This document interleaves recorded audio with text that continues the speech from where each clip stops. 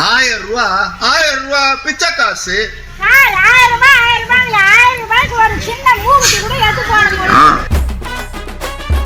என்ன வேலைக்கு போறீங்க? என்ன வேலைக்கு போறீங்க? கைய தூக்கி சொல்லுங்க. அந்த 1000 ரூபாய் பயனுள்ளதா இருக்கா? இந்த பாருமா, இவ்வளவு பேருக்கு பயனுள்ளதா இருக்கா? உனக்கு தான் பயனுள்ளதா இல்ல.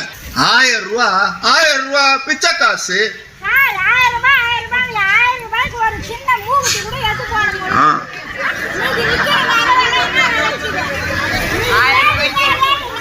உட்கார பாரு.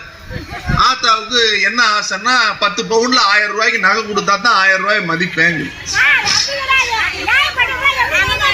நான் ஒரு விஷயம் சொல்லட்டுமா? உங்க பேர் என்ன? மாலதி. மாலதி அம்மாவுக்கு 1000 ரூபாய் வருதா? ஒரு நிமிஷம், வருதா? மாசத்துக்கு 1000 ரூபாய். வருஷத்துக்கு எவ்வளவு? வருஷத்துக்கு எவ்வளவு?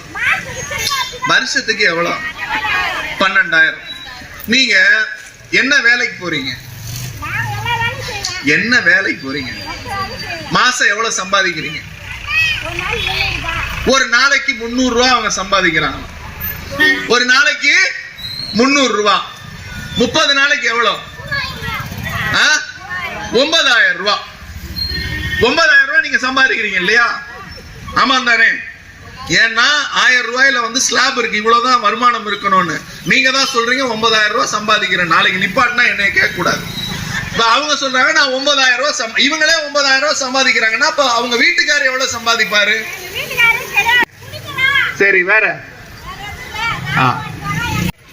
அவனுடைய எண்ண ஓட்டமும் இவங்களோட எண்ண ஓட்டமும் ஒன்னா இருக்கு.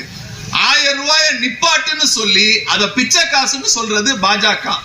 இவங்க என்ன சொல்றாங்க? 1000 ரூபாய வச்சு நான் என்ன பண்ணிட முடியும்னு கேக்குறாங்க. மாசம் 9,000 சம்பாதிக்கிறீங்க. இங்க எவ்வளவு பேர் 9,000 ரூபாய் சம்பாதிக்கிறோம்?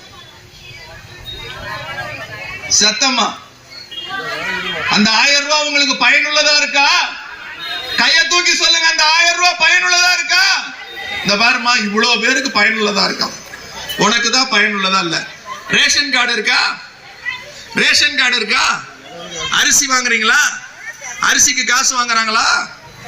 இல்ல இல்ல, அரிசி காசு இல்ல, 1000 ரூபாய் காசு எல்லாமே உங்க வீடு தேடி வருது. ஆனா இவங்க என்ன சொல்றாங்க? அவங்க என்ன சொல்றாங்க? 1000 ரூபாய் எனக்கு 10